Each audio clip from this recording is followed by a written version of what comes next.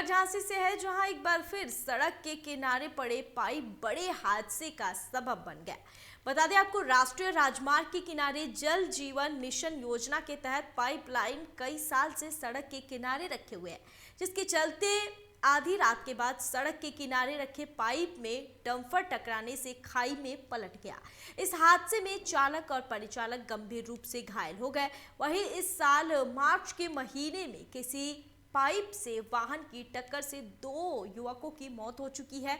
इसके बाद भी पाइप को ना तो हटाया जा रहा है और ना ही इसका अब तक कोई इस्तेमाल भी किया जा रहा है। वहीं पाइप को सड़क के किनारे से हटाने के लिए लोग गुहार लगा रहे हैं, लेकिन अभी तक इस पाइप को वहां से हटाया नहीं गया है।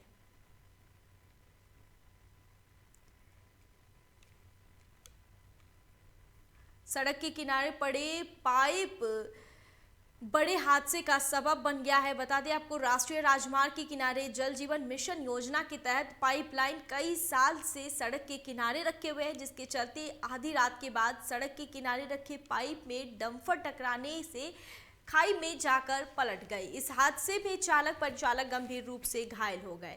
वहीं इस साल मार्च के महीने में इसी पाइप से वाहन की टक्कर से 2 युवकों की मौत हो चुकी थी।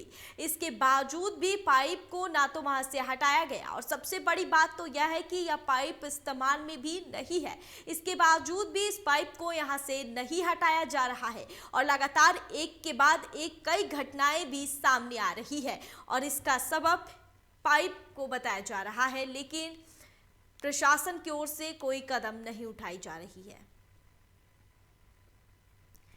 राष्ट्रीय राजमार्ग के किनारे जल जीवन मिशन योजना के तहत पाइपलाइन पड़ी हुई है, जो अब परेशानियों का सबब बन गई है।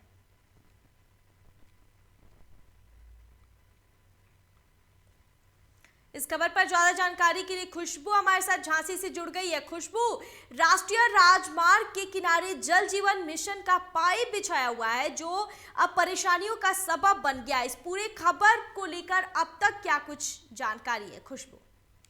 जी, झांसी में जल जीवन मिशन के तहत पानी वाली तमाम परियोजनाओं पर काम चल रहा है।